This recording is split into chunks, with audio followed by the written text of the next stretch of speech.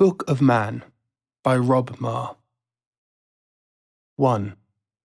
Berries. Two brothers are playing a game. They sit cross-legged, shorts above scuffed knees, bare feet warmed by the earth's early autumn heat, a fistful of bright red berries in their small left hands. Above their heads, the flexed branches of the churchyard's ancient yew tree enclose the siblings in its private shade. The older, smaller boy goes first, slowly filling his mouth with bright red fruits until his cheeks bulge. Eyes watering, he holds up the thumb and fingers of his right hand. 5, and coughs, sending shiny spittled berries spinning back to earth. His younger, taller brother takes his turn, quickly shifting berries from hand to mouth, hand to mouth. Triumphant, he too holds up the splayed fingers and thumb of his right hand before slowly raising the middle digit of his now empty left. 6, and fuck you. He chews sweet pulp and bitter seed, swallows and shrugs. It's always this way. Younger thoroughbred besting older runt of litter. The boy and his brother head home, cutting across fields rich with their father's cattle to reach the path through the woods that back onto the farmhouse. They do their chores, wash their hands and sit down to eat. After supper, the younger brother complains of stomachache. His mother, thinking he is overeaten, sends him to bed early and continues with her work. In the night, the boy is woken by his younger brother retching berry-speckled vomit on the bedsheets, his eyelids dark, his strong body trembling. The boy calls his mother and blurts a confession of the game played that afternoon under the venerable tree. The family doctor arrives within the hour and spoons revolting syrup of ipecac into the mouths of each child, lecturing all the while on the dangers of wild berries. The boy vomits copiously, but by morning is recovered and hungry for breakfast. The younger brother deteriorates, lips purpling, his breathing increasingly laboured. 8 days later, he is dead. The boy's father gathers his tools, walks the 1.5 miles to the churchyard and begins for the second time that year, digging and digging in the late autumn heat, the taste of sweat and tears in his greying beard, until he judges the small hole big enough. He leans on his spade and glances at the headstones in the family plot, the flinted church and ancient yew at his back. 1 for his first wife, 3 for their daughters, 4 for their sons, the most recent grave barely covered in grass. A single stone from his childhood, when 8 of his brothers and sisters succumbed within the space of 18 days to consumption, while he remained stubbornly, guiltily well. 11 years old, and seemingly invincible. The man buries his thoroughbred son, so strong and sound of limb, and arranges for the boy to be sent to boarding school, south of the border.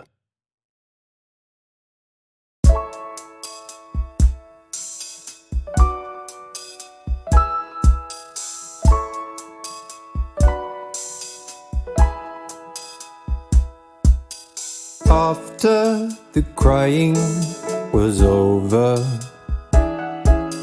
train rocks me gently to sleep, resting my head on my top box, my name burned in the wood. Fuck you, I wrote with my compass, scratched on the wood of the seat. After the crying was over,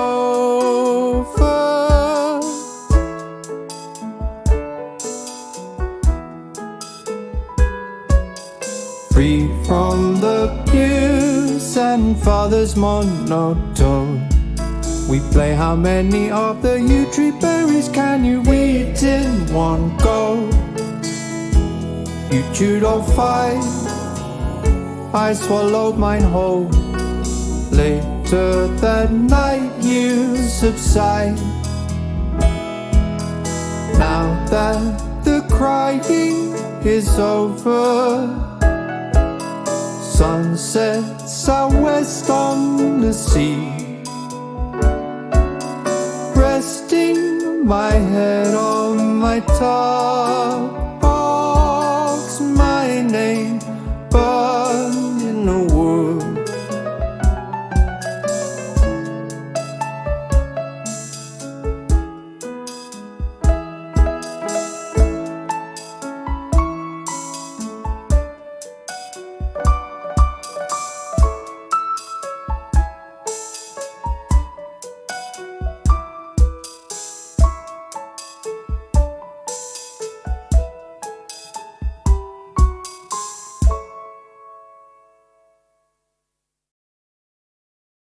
Two. Counting. Only the SWAT's desk is left. The scratched wood breathing beeswax, ink, a hint of something unsavoury. The boy works quietly, spinning out the easy sums, his attention drifting. He notices a repeated pattern of 5 tiles in the parquet floor that echoes the layout of the playing cards stowed in his blazer pocket and begins to count, tapping his teeth together each time he makes part of the 5. 2. Tap. 1. Tap. 2. Tap. As his body heat warms the desk, the smell of decay gets stronger. He lifts the lid, sniggers coming from behind him, to find a dead mouse, clumsily gift-wrapped with string, a single red berry between its yellow teeth. He picks up the tiny animal, gently places its feet down on the edge of the desk, glances up at the master and carries on with his work. The room holds its breath. From somewhere near the front desk comes a muffled noise. Is it a squeak? The master's chair against the hard floor. The boy's pen does not hesitate.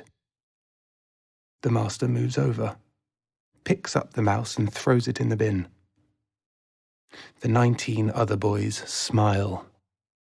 Test passed. That night, after lights out, the boy impresses the other children in his dorm with a grotesque reenactment of his little brother's death, the small pyjamaed troop entranced as he mimes the unbearable vomiting, his sweating, ribbed back arching in the lamplight. He is caned more than once for these exorcisms, bearing his scars with vicious pride. The boy's counting becomes obsessive. He counts days, words, seconds, boys, minutes, teachers, games, friends, beatings, cards, balls, runs, birds, odds, races, wins, losses, crumbs, books, weeks, months, years. He searches continually for his pattern of 5. In the carpet of the headmaster's study, in the panelling on the train home, in the hound's tooth of his father's servant's jacket. Whenever he counts, his busy brain focuses. His breathing slows, and the boy is satisfied. Order brought to chaos. In the 3rd winter of his exile, the boy's father dies at 1:30 a.m. on Christmas Day, his formidable strength and energy rapidly eroded by consumption. The boy is 11 years, 9 months, and 10 days old. At the funeral, the boy sings, sits, listens, stands, sings, sits, and counts. Steps, farmers, soldiers, pipers, medals, handshakes, aristocrats, church stones, roof tiles. When it's over, the boy returns home and retreats to the stables to stroke the velvet-soft muzzle of his favourite horse, the warm tang of manure in his nostrils. The next day, the boy inherits 2/3 of his father's cattle-breeding fortune, held in trust until his 25th birthday. He returns to school. Adolescence arrives. He ascends to a dorm on the upper landing, and he still counts. Erections, cigarettes filched from his mother's purse, trips to the headmaster's study. These trips become more frequent. The boy is expelled, rehomed in a school where 4 of his half-brothers had studied with distinction, expelled again. In desperation, his mother enrolls him in a new nautical college where troublesome boys are part-tamed with a man's uniform, strict discipline and a sense of purpose, primed for war and a life at sea. He arrives in his 15th summer, fierce, diminutive, arm already tattooed with anchor, thistle and flower. The war is 1,100 days old. The boy is pupil number 41, sleeps in a hammock, must march whenever he walks. He is an average student, but a first-class seaman, quickly becoming expert in calculating degrees, minutes and seconds of latitude and longitude, the heavy sextant held steady in his small hands. The war ends. The boy turns 16 and goes to sea, rising through the ranks to become second mate, chief navigator and ship's medical officer. The boy, now a man, enjoys his medical duties on board ship. In port, he seeks out creaking, hard-backed textbooks on anatomy and physiology, his foraging a welcome pause from the usual rounds of drinking and whoring. On board, he studies during slow, instrument-lit night watches, absorbed by the intricate complexities of bone, muscle, blood, and nerve beneath smooth, simple skin. By the age of 23, he is already a competent, if unqualified, physician. His mother falls ill. He returns home and goes back to school, sitting patiently among farting, jostling adolescents. His mother dies. He inherits and begins training as a doctor.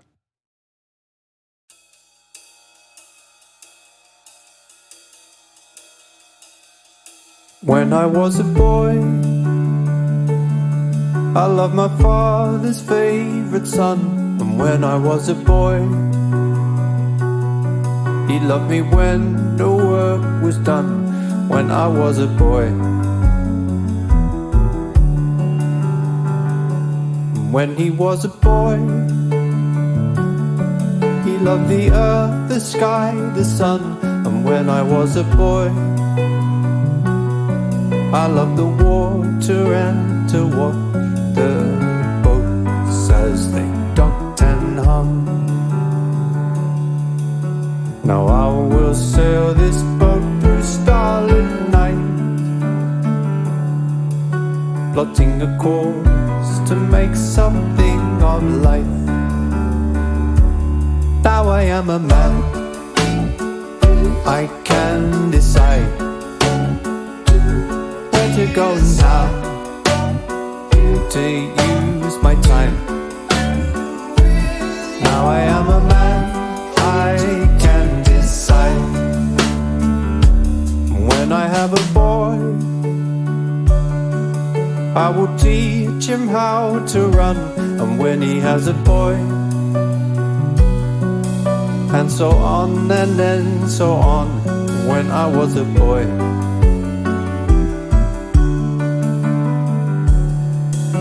now I will sail this ship through starlit night, plotting the course to make something of life. Now I am a man, I can decide where to go and how to use my time. Now I am a man, I can decide. Now I am a man, I can decide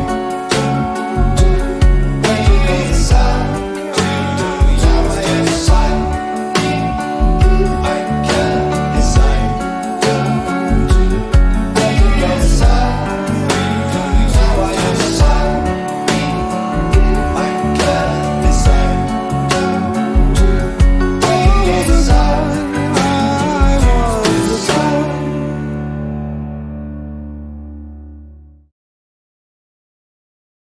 3. Seduction. Soothed by the low light, the warmth and smells of 100 bodies, the scrape of chalk on the blackboard, the man is snoozing through a lecture on the anatomy of the upper limb, material he knows inside out from his days at sea. He is hungover, dishevelled, dreaming of an irritating lump in an otherwise soft bed, when he wakes to an elbow in his ribs. "You were snoring," whispers the nurse in the seat next to him, offering a cigarette and a gap-toothed smile. He grins, leans the tip into the flame of her lighter, inhales deeply, and settles back into the hard seat. He examines her in his peripheral vision, flicking the odd glance for a fuller look. Impeccably dressed, same height as him, strong, shapely, straight-backed. He leans over and scrawls "Saturday night" at the top of the empty page of his notebook, gesturing for her attention. She pretends for a moment not to see him, knowing his reputation. Sailor man, not boy, recently recovered from some kind of mental breakdown, a drinker, rumoured to have fathered at least one illegitimate child. She pauses while his cigarette burns, and then places a tick next to the question mark, sharp pencil held in neat, nailed fingers. They go out that weekend. She outdrinks him, leans in for a brief imperial leather and smoke kiss, then makes an early exit, citing the need for sleep before playing the organ in church next morning. The woman is top of her class. A stylish, hard-drinking farmer's daughter, a churchgoer with a filthy sense of humour. The man is one. The couple complete their studies, marry, and spend his inheritance on a hard-living, year-long, round-the-world honeymoon. When the money runs out, the man and his wife return home and start their own medical practice in a small town. The man drinks, smokes, works, and fathers a child, a girl. His country goes to war again. This time, he is old enough, and within 6 weeks he is working as an army doctor, a prized military-issue Rolex on his slim wrist. He slips easily into the regimes of military service, the simplicities of male companionship, the adoration of the men who serve under him. His brief visits home are more complicated. He does not enjoy fatherhood, even at a distance, and he repeatedly refuses his wife's requests for another child. Gentle persuasion gives way to passionate argument, proceeds to a full-blown shouting match that he brings to a brutal stop with his fist. The next time he comes home, she greets him in her best dress, a minute dab of perfume clinging to her neck, and sits him down to a meal of black market beef and the last bottle of red wine hoarded from their pre-war cellar.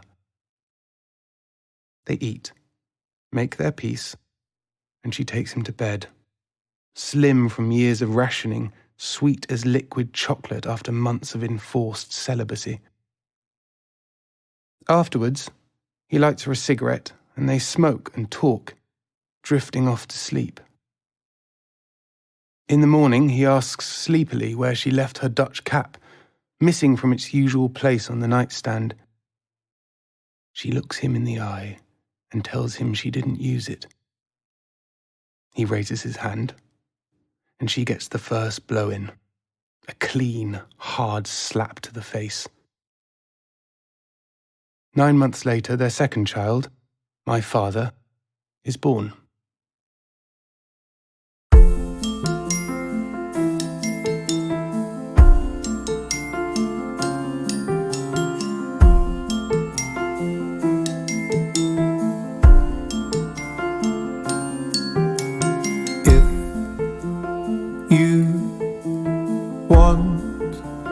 Me, you can have me.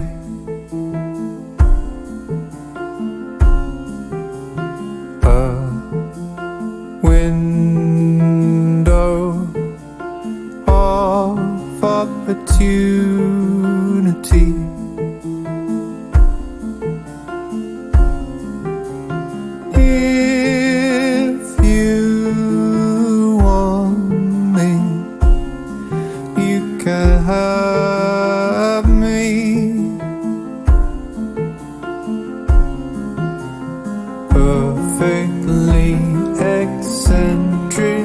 You are lovelier than rising breath, complicated like the sea.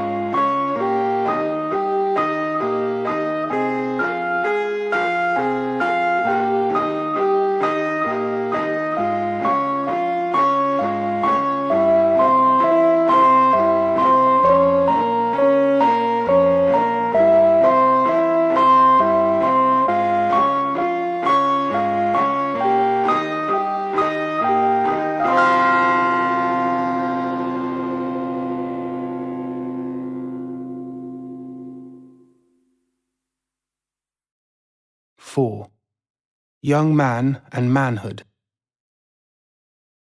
Years pass. The man's son is 17 years old. He stands at the man's graveside, breathing the fecund, metallic scent of rain on freshly dug earth, and waits for his mother and the adoring herds of patients to disperse. The rain falls. His feet get wet. Finally, he is alone. Good riddance, he says, his voice low and clear. Something unidentifiable stirs. My thoughts exactly, comes the reply from beneath the earth. The boy stands, steam rising from his broad shoulders. Unloved, he says. I'm afraid so, says the man from the new-found comfort of his grave. And then, and me. There's a pause, while they both consider. Why? Says the boy. Because, replies the man. Not by your mother, he adds finally, the cold earth making him generous. The boy nods, savouring the muffled stillness of the heavy, wet air. As I said, he mutters, wriggling his toes for warmth and walking away. The boy drifts, fails his exams, leaves school, gets a dead-end job and buys a motorcycle, tinkering obsessively with the machine, sump oil inflaming the eczema on his hands. At 19, he steals his best friend's girlfriend and gets her pregnant. His mother does not approve. The girl is of a lower class, and she intervenes, ensuring the young woman's return to her previous boyfriend before she gives birth to the child. The boy leaves home, surviving on tinned food warmed on slow electric hobs in poorly heated bedsits. He gets a job in a brewery, drawn by the lunch-hour free-for-all where staff can drink as many pints and smoke as many cigarettes as they can handle at the firm's expense. He womanizes, making the most of his good looks and lean frame.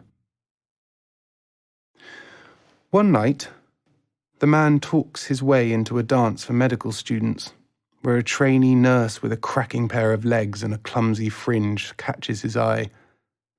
They dance, his nose in her already greying hair, breathing clean pink scalp. The man takes the number of the telephone in the hallway of her nurse's residence and calls from a phone box a few days later, their conversation stilted by unfamiliarity and the close proximity of strangers. The woman is interested, but cautious. The man quietly disentangles himself from his other relationships and begins a brief, chaste courtship. 3 months later, he is dropping his girlfriend at the hospital for her night shift, the inside of the car perfumed with leaded 2-star petrol, freshly laundered uniform and man sweat. He is agitated, incapable of conversation, turning the radio on, then off, then on again, slow to move at a green light, then gunning the small engine inches from the bumper of the car in front. They are late. He drives up a ramp marked no entry, parks in an ambulance bay, and finally, when his girlfriend's back is turned, 1 foot on the curb, blurts the question, his face a roiling sea of emotions. "Will you marry me?" Surprise holds her, somewhere between sitting and standing. She straightens, walks through the headlights to the driver's side, leans through the open window and kisses him full on the mouth. "Yes," she says, and walks away. Your hair is a rope, but climbing hope's a blind tangle. Open rescue line, belays me in harness over icy rocks to a mountain top, where the wind blows strong. Country of ourselves, the view and road, a park above a tree, a house in the city south, where we cook up plans, a future mouth to feed.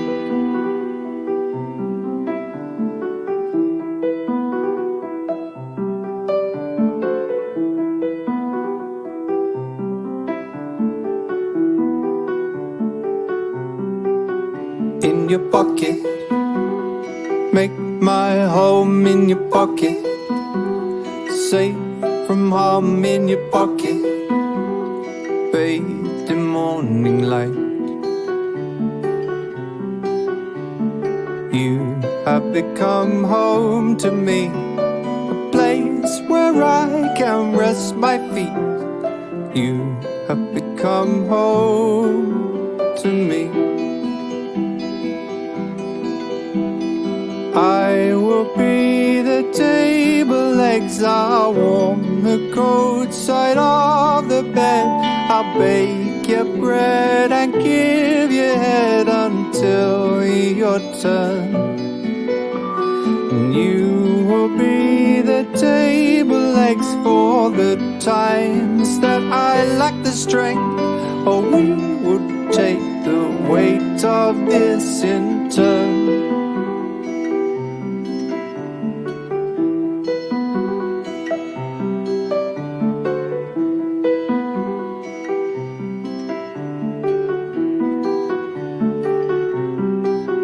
In my pocket, make your home in my pocket, safe and warm in my pocket, unselfconsciously. I will be a home to you, a place where you can rest your feet. I will be a home to you. I will be the table legs, I'll warm the cold side of the bed. I'll be your flawed imperfect gent until your turn. And you can be the table legs for the times that I lack the strength. Or we would take the weight of this in turn. Your hair is a rope, a climbing hopes of life. Tango, orb a rescue light. Relays mean hardest over icy rocks to a mountain top, where the wind blows strong. The country of ourselves, the view, a road, a park, a pub, a tree, a house.